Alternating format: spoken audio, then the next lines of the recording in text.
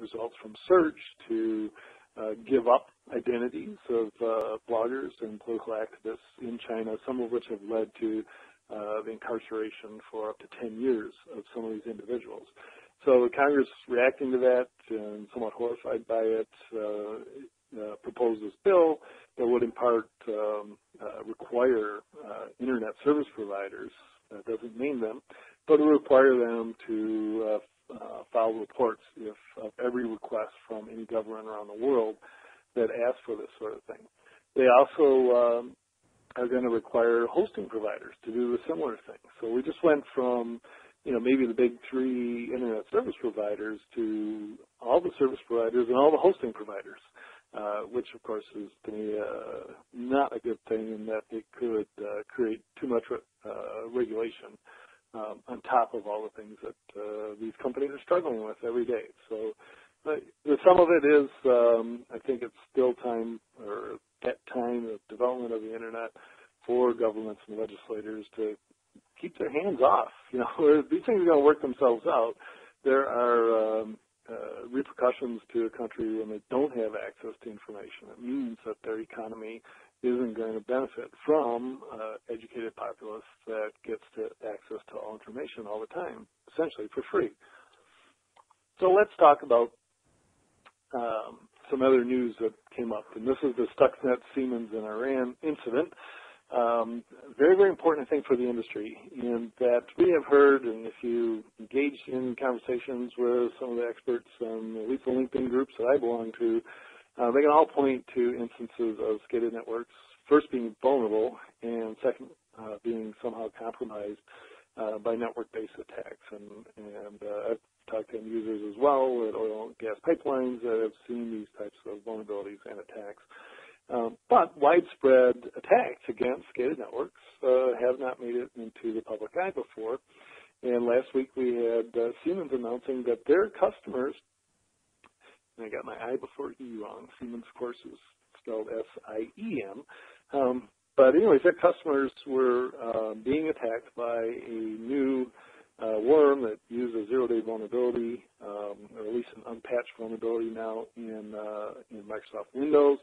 So this is the shortcut link vulnerability, which is a Windows shell script vulnerability, and basically can be executed as soon as a browser or Windows, in particular Windows Explorer, or just so your desktop looks at these shortcuts, they would be executed and basically going to do anything they want with your machine. So Stuxnet is the name applied to this family. And in this particular one is spread by USB token. If it's plugged into a machine and you use Windows Explorer to view it, view the directories there, you'll see the shortcuts and get infected.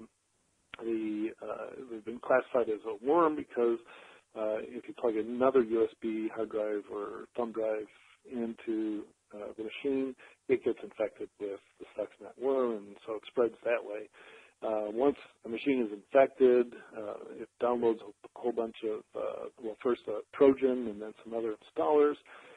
Siemens claims that it's targeted after their machines that are on their command and control infrastructure for SCADA networks. So it's targeting manufacturers and critical infrastructure right there.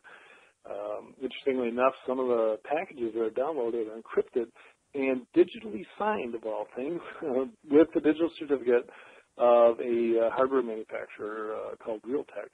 And Microsoft has worked with VeriSign to actually revoke that certificate. So your machine won't trust it anymore, but it'd probably still be able to, you might say, hey, we don't trust this, do you trust it, and give you the option of getting infected or not. Microsoft Malware Protection Center has provided this data to July 15th on infections. So 1.6% of the machines in Iran are infected with the Stuxnet worm at this time. And then Indonesia, after that, is the next most highly infected country, at least that Microsoft gets data back from. And it tails off quickly after that. So at least that's the locus of this infection is Iran. People are still trying to figure out why Iran. It's Siemens' customer base. Obviously, Siemens has a huge presence. I think it's over $240 million a year in business in Iran. Obviously, Siemens gets involved in a lot of industrial controls, including oil and gas exploration, drilling rigs, etc. But Siemens is actually had already announced that they're curtailing their business and moving out of Iran. So they're going to give up a lot of business there, not necessarily connected to this whole worm event. Just more data from Microsoft Malware Protection Center. You can see that unique machines per day getting infected up till July 15th were about 500 new machines a day.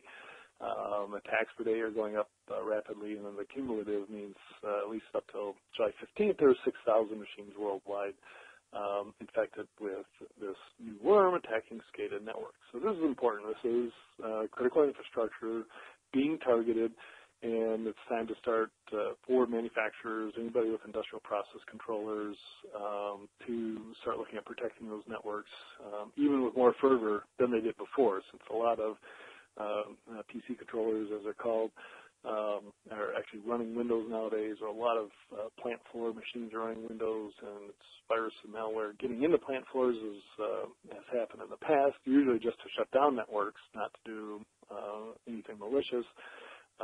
But gathering information from our industrial base could certainly be a malicious activity here. Okay, moving on. This could be either the new faces in cybersecurity section of the presentation or new thoughts and new thought leadership. And I want to bring your attention to Robert Nate, I believe you pronounce his name. I haven't met him yet. Looking forward to the first time that happens. Obviously, he's a young man who is currently, what's his title here? International Affairs Fellow in Residence at the Council on Foreign Relations studying cyberwar. And, of course, he was, after he graduated from Harvard Kennedy School of Business with his master's, or Kennedy School of Government with his master's, he joined Dick Clark's organization, Good Harvard Consulting, and was co-author with Dick Clark of Cyberwar, The Next Threat to National Security and What to Do About it. If you've read that book, hopefully you'll agree with me that at least they raise some interesting points, and they state right up front, Dick Clark states that he's writing this book and presenting it to get the debate started. And once the world gets past debating the existence of cyberwar, I think it'll be important to look at some of the things that he and Dick Clark came up with. That certainly is, I'm going to review the book shortly here, and that'll be my conclusion, is I don't agree at all that the end of the world is coming, but I do agree that some of the way that cyber warfare is executed should be discussed now, and this is a good thing. And what's the reason Robert Nake is in the Cyber Defense Weekly webcast and the newsletter this week is because he presented some testimony to Congress. So a couple of the committees are investigating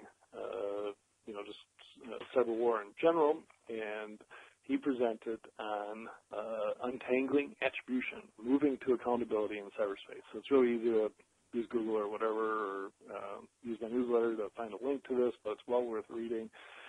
Very well thought out presentation that he gave to the committee in Congress.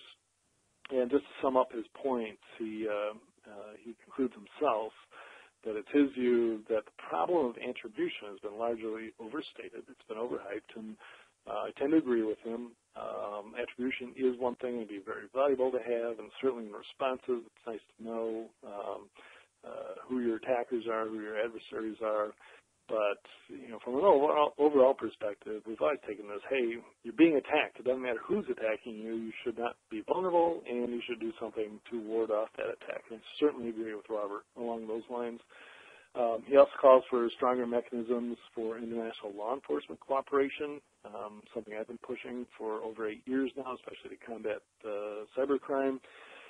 It's interesting that Russia has instigated that request for stronger mechanisms, and the EU and NATO are pretty much in alignment with them, but the U.S. has actually stayed out of negotiations on those fronts. So if we are to get cybercrime under control and the carryover into some of the other cyber realms, I also agree with Robert Nate that stronger international law enforcement cooperation is required.